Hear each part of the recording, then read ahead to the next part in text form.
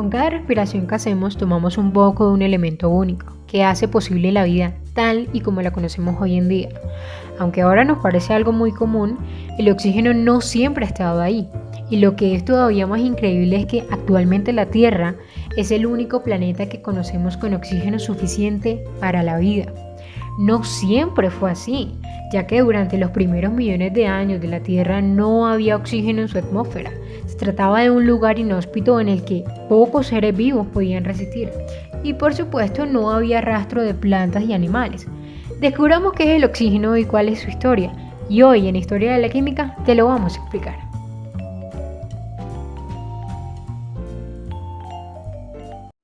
¿Quién fue Joseph Priestley? Fue un químico, teólogo y filósofo británico.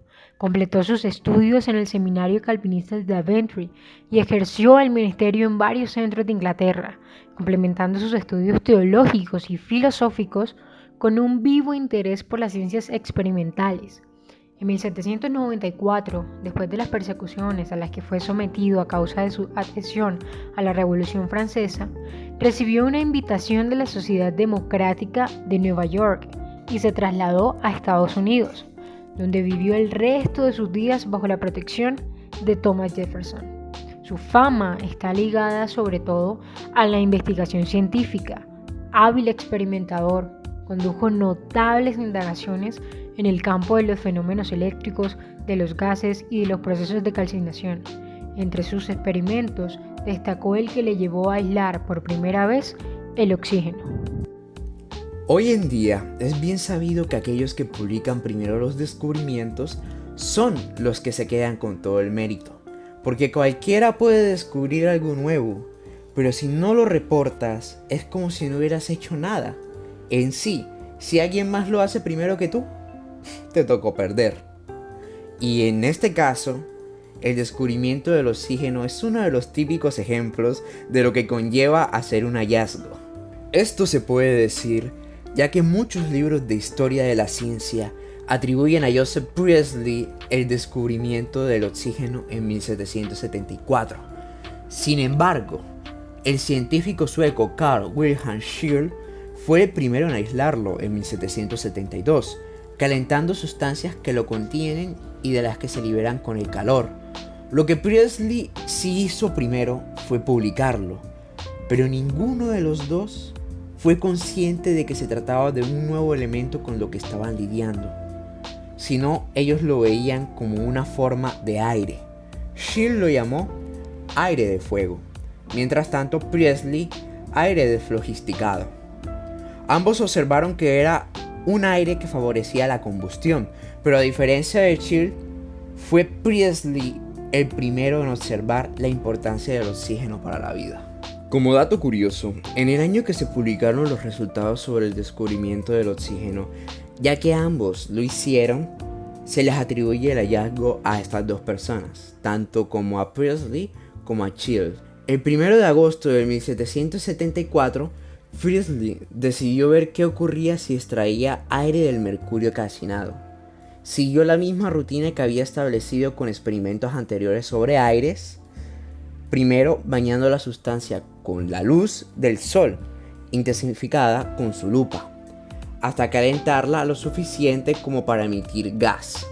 Después añadió agua para ver si se disolvía, pero no lo hizo. Hasta ese momento, nada parecía fuera de lo normal, hasta que Priestley se percató que si introducía una vela encendida en el recipiente donde se encontraba el aire, la llama de la vela se quemaba de una forma extraordinariamente vigorosa. Priestley sabía que había descubierto un gas, pero aún no era del todo consciente de qué era lo que tenía exactamente entre sus manos. Tras muchos meses dando vueltas a la posible utilidad de este gas recién descubierto, repitió de nuevo el experimento con la intención de exponer directamente a un ser vivo a él. En marzo de 1775, introdujo un ratón adulto en un aparato de cristal lleno del aire procedente del mercurio calcinado. Su primera hipótesis fue que el ratón no sobreviviría más de 15 minutos, el tiempo que tardará en agotarse el aire. pero su sorpresa fue máxima al comprobar que el ratón se mantuvo consciente 1 hora y media, resultando el aire descubierto tan bueno o mejor que el aire común respirado por animales y humanos.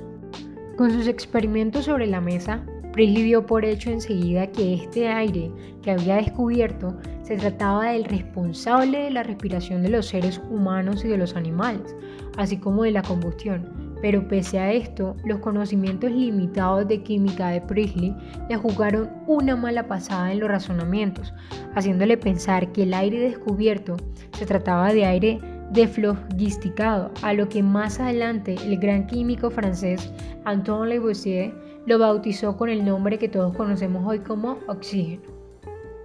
Todo esto sitúa a Priestley como el hombre que descubrió el oxígeno, pero ¿realmente él pretendía eso con su experimento? La realidad es que no. Como él mismo confesó años después de su descubrimiento, fue solo un mero golpe de suerte. La historia del descubrimiento del oxígeno lleva reflexión sobre el descubrimiento científico y la conciencia de haber descubierto algo, dándonos a entender que el descubrimiento más grandes o importantes de la humanidad estuvieron y estarán ocultos en nuestro entorno hasta que por simples casualidades descubriéramos algo que pueda cambiarlo todo. El cuerpo humano representa el 60% de oxígeno. La mayoría de las plantas y animales lo necesitan para poder vivir, en estado libre o en estado combinado. El oxígeno se encuentra en muchos compuestos orgánicos, así como inorgánicos, formando óxidos con los elementos y gases nobles. La reacción química en la que se forma el óxido se llama oxidación, y su velocidad va a ser distinta en los diferentes tipos de elementos. Se le considera uno de los elementos más importantes de la química orgánica y participa de forma muy importante en el ciclo energético de los seres vivos, dado que constituye la mayor parte de la masa del agua y es también el componente mayoritario de los seres vivos. Se continúa estudiando las aplicaciones posibles de este gas de manera de que se requiera cada vez más personal y mayormente capacitado a las diversas áreas existentes. Esto ha permitido que el campo laboral se amplíe teniendo en cuenta los usos de este gas desde el campo recreativo hasta médico. El oxígeno no es una sustancia rara, es el tercer elemento más abundante del universo después del hidrógeno y el helio, pero es tremendamente sociable y puede formar compuestos con casi todos los elementos de la tabla periódica. Durante muchísimos millones de años el interior de la Tierra mantuvo la elevada temperatura alcanzada durante su formación, pero el enfriamiento progresivo redujo la cantidad de gases volcánicos que surgían en su interior.